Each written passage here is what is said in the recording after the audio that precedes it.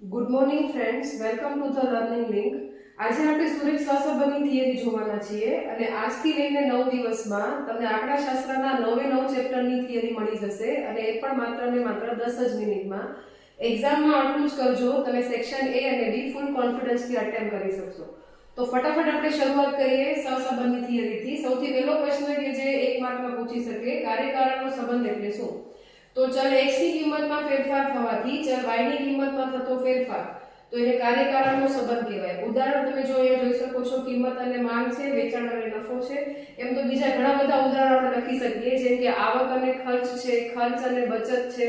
ખર્ચ વધારશો તો બચત ઘટશે, આવક વધારશો તો ખર્ચા વધશે. ટૂંકમાં x ની કિંમતમાં ફેરફાર થવાના કારણે જો y ની કિંમતમાં કોઈ પણ જાતનો ફેરફાર જોવા મળે તો બે ચલ વચ્ચે કાર્યકારણનો સંબંધ છે એમ કહી શકાય. પછી આવે છે સહસંબંધની વ્યાખ્યા. બે ચલ x અને y પ્રત્યક્ષ કે પરોક્ષ રીતે કાર્યકારણના સંબંધથી જોડાયેલા હોય તો તે બે ચલ વચ્ચે સહસંબંધ છે એમ કહેવાય. અહીંયા અગત્યના બે શબ્દ આપણે લખવાના છે એક્ઝામમાં, કાર્યકારણનો સંબંધ અને પ્રત્યક્ષ કે પરોક્ષ રીતે જોડાયેલું હોવું. એના પર જો તમે બે પ્રકાર અહીંયા જોઈ શકો છો, ધન સહસંબંધ કે જેમાં બે ચલની કિંમતમાં થતો ફેરફાર એક જ દિશામાં હોય છે, અને પછી છે ઋણ સહસંબંધ કે જેમાં બંને ચલની કિંમતમાં થતો ફેરફાર વિરુદ્ધ દિશામાં હોય છે. ફરી એક વખત રિવાઇઝ કરીએ. સહસંબંધ કોને કહેશું? બે ચલ x અને y પ્રત્યક્ષ કે પરોક્ષ રીતે કાર્યકારણના સંબંધથી જોડાયેલા હોય તો તેને સહસંબંધ કહેવાય. પ્રત્યક્ષ સંબંધ કોને કહેવાય? જો તમે માર્કરની કિંમત વધારો તો માર્કરની માંગ ઘટે, તો એ પ્રત્યક્ષ સંબંધ કહેવાય કે માર્કરની કિંમત વધવાથી માર્કરની જ માંગ ઘટી. પણ માની લો કે આપણે પેટ્રોલના ભાવ વધારીએ તો શાકભાજીની માંગમાં પણ એની અસર જોવા મળે, તો એ સંબંધ ખરો પણ એ પરોક્ષ સંબંધ થયો કહેવાય. કેમ કે પેટ્રોલ મોંઘું થાય તો ઓલમોસ્ટ બધી વસ્તુઓ મોંઘી થવા માંડે, તો એ સંબંધ ખરો પણ કેવો છે? પરોક્ષ સંબંધ છે. બરાબર. નેક્સ્ટ પોઈન્ટ આવે છે સહસંબંધ. હા, 1 માર્કમાં પૂછી શકે, બે ચલ x અને y વચ્ચેના ઘનિષ્ઠતાના માપને સહસંબંધ કહે છે. ઘનિષ્ઠતા એટલે શું થાય છોકરાઓ? ઘનિષ્ઠતા એટલે સંબંધનો તીવ્રતા શું છે, કેટલો સંબંધ છે, બહુ સારો છે, મોડરેટ છે, ખરાબ છે, એને સહસંબંધની તીવ્રતા કહેવાય. એટલે બે ચલ x અને y વચ્ચેના ઘનિષ્ઠતાના માપને સહસંબંધ કહે છે. આના ગુણધર્મો 4 છે, 3 માર્ક્સમાં પૂછી શકે. સહસંબંધને સંકેતમાં r વડે દર્શાવાય છે. એનું મૂલ્ય -1 થી +1 ની વચ્ચે હોય છે. સહસંબંધાંક એક એકમ મુક્ત માપ છે અને સહસંબંધાંક ઉગમ બિંદુ અને સ્કેલ માપના પરિવર્તનથી સ્વતંત્ર છે. ચલો ફરી એકવાર આ 3 પોઈન્ટને ફાસ્ટ ફોરવર્ડમાં રિવાઇઝ કરીએ. કાર્યકારણનો સંબંધ કોને કહેશું? x ની કિંમતમાં ફેરફાર થવાથી y ની કિંમતમાં ફેરફાર થાય તો તેને કાર્યકારણનો સંબંધ કહેવાય.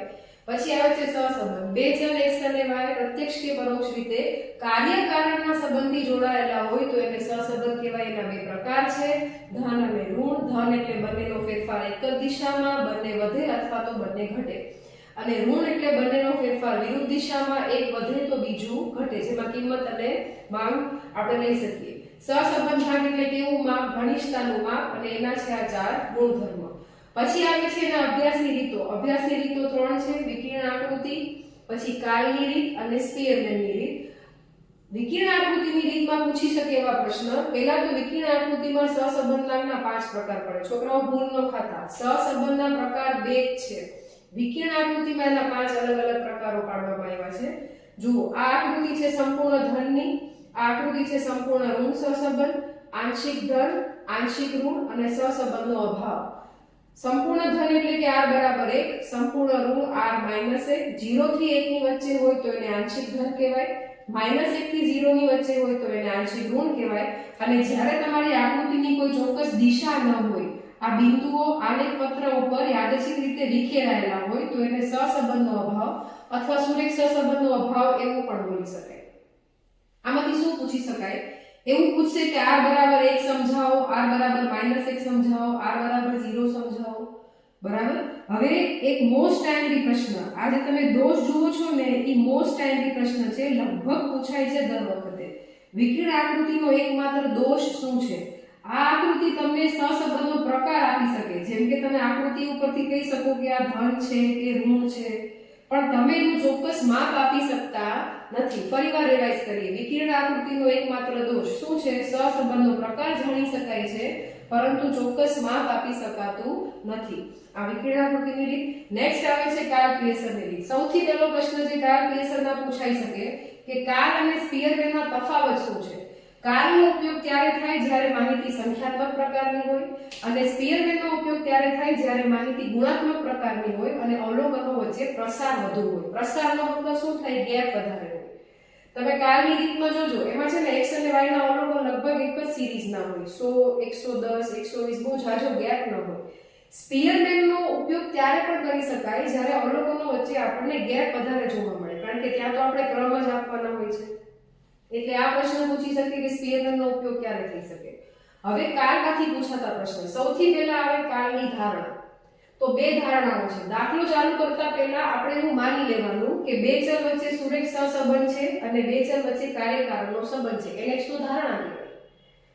તો આપણે x અને y ની કિંમત આપે ને તો શું માની લેવાનું કે x અને y વચ્ચે સહસંબંધ ખરો અને એ બંને વચ્ચે કાર્યકારણનો સંબંધ ખરો, એ ધારણા. બીજો કાલનો પ્રશ્ન પૂછી શકે કે એનું મૂળભૂત સૂત્ર શું છે. તો આ મૂળભૂત સૂત્ર જેના ઉપરથી બાકીના 5 સૂત્ર બને છે, બરાબર? 3 મોટા 3 નાના. એમાં જે બાકીના 5 સૂત્ર બને છે આની મદદથી બને છે. આને કહેવાય કોવેરિયન્સ ઓફ xy છેદમાં sx sy. કોવેરિયન્સ ને બીજી રીતે તમારે લખવું હોય તો આને sxy પણ લખી શકાય. એને ગુજરાતીમાં બોલીએ આપણે x અને y નું સહવિચરણ. કોવેરિયન્સ એને કેમ બોલાય? x અને y નું સહવિચરણ. એના ઉપરથી જો આ પ્રશ્ન પૂછી શકે કે r નું ચિહ્ન કોના ચિહ્ન જેવું હોય, તો જવાબ છે અંશના ચિહ્ન જેવું હોય. બીજો પ્રશ્ન એમ આવી શકે કે અંશ શું દર્શાવે છે? અંશ શું દર્શાવે છે? x અને y નું સહવિચરણ દર્શાવે છે. એક એવો પ્રશ્ન પૂછી શકે.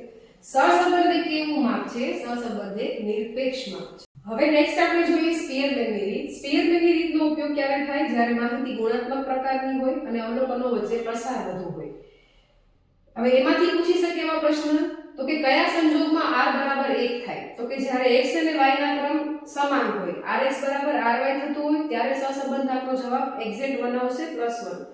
પણ જો એ ક્રમ એકબીજાથી ઉલટા હોય, ઊંધા આપેલા હોય, સેમ ક્રમ કોને કહેવાય? x ને 1 2 3 આપો, y ને પણ 1 2 3 આપો, તો એનો આન્સર હંમેશા 1 આવે. પણ જો રિવર્સ ક્રમ આપો, x ને તમે 1 2 3 આપો અને આને રિવર્સ 1 2 3 આપો, તો આવા સંજોગોમાં સહસંબંધ આપનો જવાબ આવતો હશે -1. ત્રીજો પ્રશ્ન પૂછે કે CF નું પૂરું નામ, તો કે કરેક્શન ફેક્ટર. આપણને ખબર જ છે કે જ્યારે ક્રમનું પુનરાવર્તન થતું હોય ત્યારે આપણે સિગ્મા d² માં આ પદ ઉમેરવું પડે છે અને એને ફૂલ ફોર્મ પૂછે કરેક્શન ફેક્ટર. CF એટલે શું થાય? m/3 - m/12. એ એક માર્કમાં પૂછી શકે.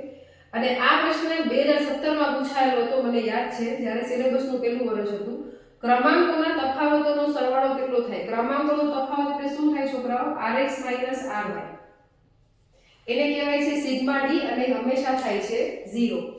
અને સૌથી અગત્યનો પ્રશ્ન, ફરીવાર એક મોસ્ટ આઈએમપી પ્રશ્ન, કયા સંજોગોમાં કાર્લ પિયર્સન અને સ્પીયરમેનનો જવાબ સરખો આવે છે? તો કે એક જ સંજોગ એવું છે જ્યારે x અને y ના અવલોકનો પ્રથમ n પ્રાકૃતિક સંખ્યાઓ હોય ત્યારે કાર્લ અને સ્પીયરમેનનો જવાબ સરખો આવે છે. બરાબર? Thank you so much. આ રીતે જોડાયેલા રહેજો. જો તમને વિડિયો ઉપયોગી લાગ્યો હોય તો સબસ્ક્રાઇબ કરજો. Thank you.